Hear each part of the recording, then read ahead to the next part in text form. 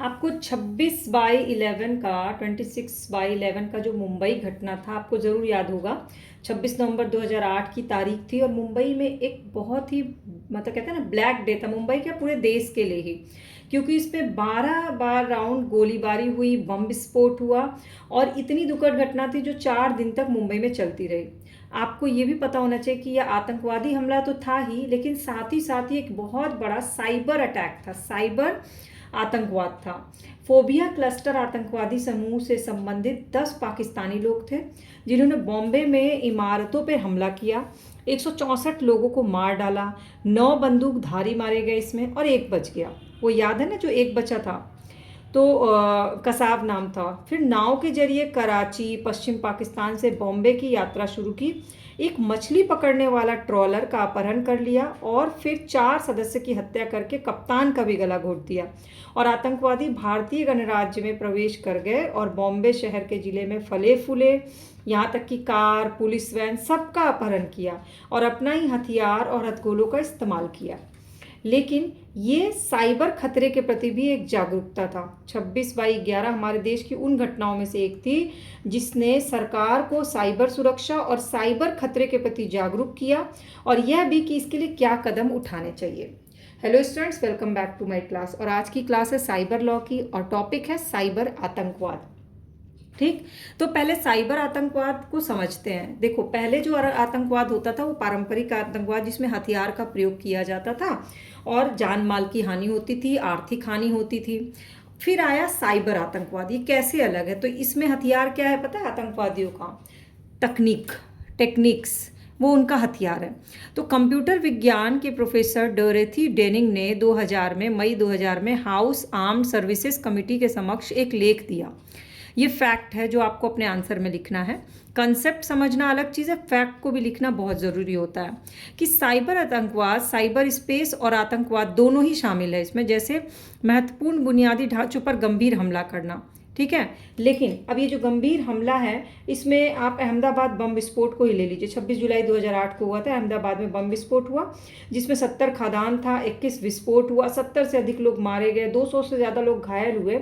लेकिन आपको पता है कि समाचार एजेंसियों ने बताया कि इंडियन मुजाहिदीन और इस्लामिक मिलिटेंट ग्रुप नामक आतंकवादी समूह से 14 पेज का लंबा ईमेल पहले ही मिल चुका था मुख्यमंत्री और उप मुख्यमंत्री को 11 जुलाई 2006 की शाम की घटनाओं को याद दिलाते हुए कि ऐसा होने वाला है। तो ये क्या था? ऐसे हमले जो गैर जरूरी सेवाओं को बाधित कर देते हैं और जान माल की तो हानि करते ही हैं, लेकिन इनका हथियार क्या होता है? टेक्निक्स होते हैं।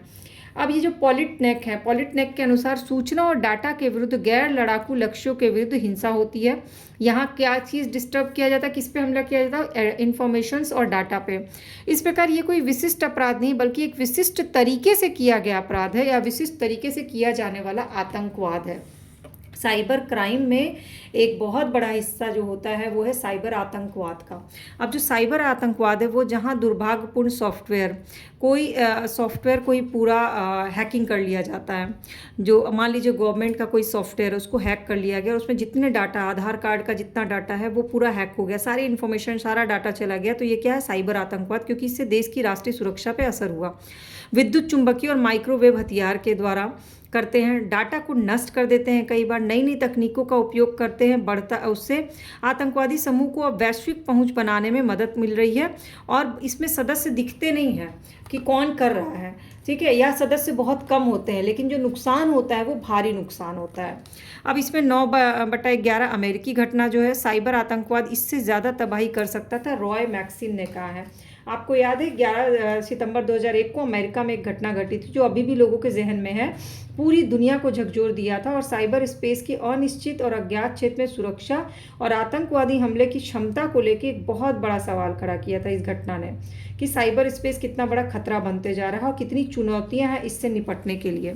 तो अब इसके लिए कानून की बात करते हैं। तो भारत में अलग कानून है और विश्व स्तर पे अलग कानून। तो भारत में साइबर आतंकवाद से संबंधित क्या प्रावधान है? तो आईटी एक्ट 2000 जो है उसमें 2008 में फिर से संशोधन किया गया जब साइबर क्राइम बढ़ने लगा और ज़्यादा, और धारा जोड़ी है उसमें 66F जिसमें आतंकवाद को परिभाषित किया गया। ऐसा आतंकवाद जो भारत की एकता, अखंडता, सुरक्षा खतरे में डाले वो क्या है साइबर, और टेक्निकली की जाए, कंप्यूटर संसाधन द्वारा की जाए तो उसे क्या बोलते हैं, साइबर आतंकवाद। ऐसा कोई भी कार्य जिससे आतंक फैले, व्यक्ति की मृत्यु हो जाए, क्षति हो किसी की प्रॉपर्टी, देश की किसी पूरे एक स्टेट की प्रॉपर्टी नाश हो, किसी सेवा का पूरी तरह से नुकसान हो जाए, मान लीजिए होम मिनिस्ट्री या एजुकेशन मिनिस्ट्री का पूरा कुछ कोई हैक कर लिया जाए और पूरा होम मिनिस्ट्री या आपका एजुकेशन सिस्टम पूरा हैक हो जाए तो क्या हो जाएगा, उस सेवा का ही नुकसान हो जाएगा। फिर धारा 70 कहता है जानबूझकर किसी कंप्यूटर संसाधन में प्राधिकार के डाटा का उपयोग फायदे या क्षति पहुंचाने के लिए किया जाए। कई बार डाटा का उपयोग अगर फायदे के लिए भी किया जाता है और कई बार नुकसान देने के लिए भी किया, दोनों ही क्षेत्र में ये क्या है, साइबर आतंकवाद है, अगर जानबूझ के कोई ऐसा करता है तो। और धारा 66F2 कहती है कि जो कोई साइबर आतंकवाद कारित या करने की चेष्टा करेगा तो वो दंडनीय है। इसमें दंड में कारावास भी है, इसमें दंड में जुर्माना भी है। और निष्कर्ष क्या है कि पुलिस न्यायपालिका बढ़ रही है, लेकिन इसका उपयोग, टेक्नोलॉजी का उपयोग सकारात्मक और नकारात्मक दोनों हो रहा है, लेकिन साइबर आतंकवाद इतना फैलता हुआ आतंकवाद है कि मतलब इस पर कंट्रोल करने के लिए भारत को बहुत ही स्ट्रिक्ट कानून, और सिर्फ कानून बनाना नहीं, बहुत ही स्ट्रिक्ट उसको फॉलो करने की ज़रूरत है। तो 66F के अनुसार, F2 के अनुसार कोई भी साइबर आतंकवाद कारित करने या करने की सोचता है, उसके लिए पूरी प्लानिंग करता है, तो वो कारावास में जाएगा, आजीवन कारावास भी हो सकता है और दंडनीय भी होगा। तो अभी आपने हाल में एक पिक्चर आई थी, सीरीज़ आई थी असुर, उसमें पूरा साइबर क्राइम, साइबर आतंकवाद से रिलेटेड वो सीरीज़ आप देखिएगा तो बड़े इजीली समझ में आएगा कि कैसे कंट्रोल किया जाता है। अब आते हैं अंतर्राष्ट्रीय कानून पे। तो इंटरनेट के आतंकवादी और आपराधिक उपयोग को रोकने के लिए, स्वतंत्रता की रक्षा के लिए इनके प्रयास को, जो एक होता है नेशनल और एक होता है इंटरनेशनल। इंटरनेशनल कैसे, जैसे इंटरनेशनल लेवल पे किसी ऑर्गेनाइजेशन के डाटा को छेड़छाड़ करना, गोपनीयता भंग करना, हैकिंग करना, फिशिंग करना, ये सब क्या है, इंटरनेशनल लेवल पे होती है। जब ए बंदा बैठ करके बी देश के सर्वर का यूज़ करके सी देश पे कोई अटैक करता है टेक्नोलॉजी के थ्रू, तो वो क्या है, अंतर्राष्ट्रीय आतंकवाद है, अंतर्राष्ट्रीय साइबर आतंकवाद है। इसके लिए निपटने के लिए जैसे 1963 के वायुयान में किए गए अपराध के लिए बना। विमान को गैर कानूनी जब्ती, अक्सर ऐसा होता है, जब्ती के दमन के लिए कन्वेंशन प्रोटोकॉल 2010 बना, ये फैक्ट्स हैं। नागरिक उड्डयन की सुरक्षा हेतु 1971 का कन्वेंशन हुआ। 1979 में बंधकों को लेने के विरुद्ध अंतर्राष्ट्रीय सम्मेलन हुआ। 1980 में परमाणु सामग्री के भौतिक संरक्षण पे कन्वेंशन हुआ और 1988 में महाद्वीपीय शेल्फ पर प्रोटोकॉल हुआ। ये 6 फैक्ट हैं जो आपको याद करना होगा, जो बहुत ज़रूरी है आंसर में लिखना। तो हम खतरे में हैं, अमेरिका तेजी से कंप्यूटर पर निर्भर होता जा रहा है। हो सकता है कि कल का आतंकवादी बम से ज़्यादा कि बोर्ड से नुकसान पहुंचा सके। ये नेशनल एकेडमी ऑफ साइंसेज ने कहा है कि जिस तरह से अमेरिका या कोई भी कंट्री टेक्नोलॉजी की तरफ भाग रही है, अब तो एआई का ज़माना आ गया है। अभी आपने हाल में ही देखा होगा एस्ट्रोटॉक का बहुत ज़्यादा ऐड आ रहा है। अब एस्ट्रोटॉक जो है ना, वो आपका भविष्य बताता है, पर आपको शायद नहीं पता कि एस्ट्रोटॉक एआई है, और एआई उन्हीं लोगों का मेरे ख्याल से ऐसा ही बता सकता है जिन्होंने अपना सोशल मीडिया पे कुछ ना कुछ प्रोफाइल और सारे डाटा शेयर किए हुए, व्हाट्सएप पे शेयर किया, उन्हीं डाटा को कलेक्ट करके वो आपका भविष्य बताएगा। तो ये भी क्या है, कल को आपके डाटा का मिसयूज भी हो सकता है।